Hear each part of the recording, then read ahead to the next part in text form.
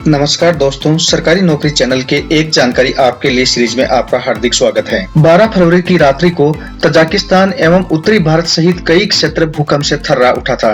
दोस्तों, भूकंप को कई बार आप स्वयं ने महसूस किया है या इसके बारे में सोशल मीडिया, टीवी, न्यूज़पेपर आदि में पढ़ा है।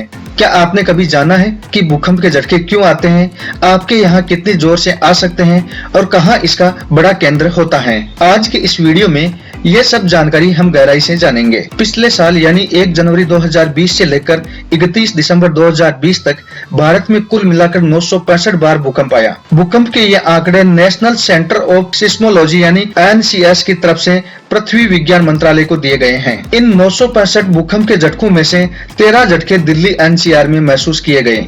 ये सभी 965 झटके 3 तीव्रता या उससे ऊपर के थे। volcanodiscovery.com के मुताबिक पिछले साल 6.0 तीव्रता के 2 ही झटके महसूस हुए, जबकि 25 बार 5.0 से 6.0 तीव्रता के भूकंप आए थे। 4 से 5 तीव्रता के बीच 355 भूकंप आए थे। 3 से 4 तीव्रता के बीच 388 भूकंप और 2 से 3 तीव्रता के बीच 108 भूकंप देश में महसूस किए गए थे। भारत में जो सबसे तेज भूकंप महसूस किया गया था वो 22 जुलाई को चीन के शिजांग इलाके में आया था, जिसकी तीव्रता 6.4 थी। हाल ही में 12 फरवरी की रात 10:34 पर आधा भारत कांप उठा। धरती हिल रही थी। धरती की इस थरहट से कश्मीर से लेकर छत्तीसगढ़ तक कांप गए। भूकंप का असर हरियाणा, राजस्थान, जम्मू कश्मीर समेत देश के कई इलाकों में बताया जा रहा है। जानकारी के मुताबिक ताजिकिस्तान में 5.9 तीव्रता का रात 10:31 पर भूकंप आया। इसकी गहराई 91.6 किलोमीटर थी। इसकी वजह से पूरा उत्तर भारत कांप गया।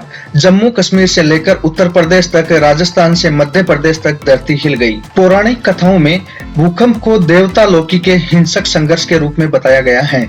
जब शरारत और संघर्ष के देवता लोकी ने सौंदर्य और प्रकाश के देवता की हत्या कर दी तो उसे दंडित करने के लिए एक गुफा में बंद कर दिया गया था और उसके ऊपर एक जहरीला सांप रख दिया गया था, जिससे उसके सर पर से जहर टपक रहा था और लोकी की पत्नी उसके पास एक कटोरा लेकर खड़ी हो गई जिसमें वह जहर इकट्ठा कर रही थी। लेकिन जब भी वह कटोरे को खाली करती, जहर लोकी के चेहरे पर गिर जाता। तब वह उसे बचाने के लिए उसके सर पर दूसरी ओर धक्का दे देती, जिससे धरती कांपने लगती। लेकिन साइंस और टेक्नोलॉजी के इस जमाने में भूकंप का इसे कोई कारण नहीं माना गया है। भूकंप या भूचाल पृथ्वी की सतह के हिलने को कहते हैं। यह पृथ्वी के स्थल मंडल में ऊर्जा के अचानक मुक्त हो जाने के कारण उत्पन्न होने वाली भूकंपीय तरंगों की वजह से होता है। भूकंप का मापन भूकंप मापी यंत्र से किया जाता है, जिसे सिस्मोग्राफ कहा जाता है। एक भूकंप का आघूर्ण परिणाम मापक्रम पारंपरिक रूप से नापा जाता है या संबंधित और अप्रचलित रिक्टर परिणाम लिया जाता है। 3 या उससे कम रिक्टर परिणाम की तीव्रता का भूकंप अक्सर अगोचर होता है, जबकि 7 रिक्टर की तीव्रता का भूकंप बड़े क्षेत्रों में गंभीर क्षति का कारण होता है। भूकंप के इन झटकों की तीव्रता का मापन मर्केली पैमाने पर किया जाता है। पृथ्वी की सतह पर भूकंप अपने आप को भूमि को हिलाकर या विस्थापित करके प्रकट करता है। जब एक बड़ा भूकंप ऊपरी के अंदर अपतटीय स्थिति में होता है, यह समुद्र के किनारे पर पर्याप्त मात्रा में विस्थापन का कारण बनता है, जो सुनामी का एक बहुत बड़ा कारण है। भूकंप के इन झटकों से कभी-कभी भूस्खलन और ज्वालामुखी गतिविधियों को भी पैदा करता है। भूकंप के उत्पन्न होने का प्रारंभिक बिंदु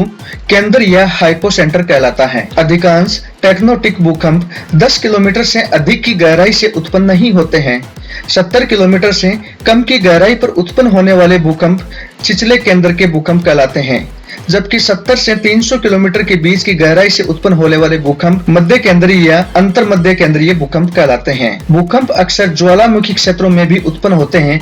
यहाँ इनके 2 कारण होते हैं, टेक्टोनिक दोष तथा ज्वालामुखी में लावा की गतियाँ। ऐसे भूकंप ज्वालामुखी विस्फोट की पूर्व चेतावनी होती है। एक क्रम में होने वाले अधिकांश भूकंप स्थान और समय के संदर्भ में एक दूसरे से संबंधित हो सकते हैं। यदि ऐसा कोई झटका न आए जिसे स्पष्ट रूप से मुख्य झटका कहा जा सके, तो इन झटकों के क्रम को भूकंप झुंड कहा जाता है। कई बार भूकंपों की ये श्रृंखला भूकंप तूफान के रूप में उत्पन्न होती है। कई बार 2 टेक्टोनिक प्लेटों के बीच में बनी गैस या प्रेशर जब रिलीज होता है, तब भी हमें भूकंप के झटके महसूस होते हैं। ये हालात गर्मियों में ज्यादा देखने को मिलते हैं। भूकंपों की स्टडी के लिए इंडिया में मुख्यतया 3 सेंटर हैं, जिनमें नेशनल सेंटर फॉर सिस्मोलॉजी यानी NCS, Wadia institute of Himalayan geology Dehradun और IIT कानपुर। तो दोस्तों, आपको मेरा ये वीडियो अच्छा लगे तो सरकारी नौकरी चैनल को अभी सब्सक्राइब कर बेल आइकन पर क्लिक करना ना भूलें और ज्यादा से ज्यादा वीडियो को शेयर करें। धन्यवाद।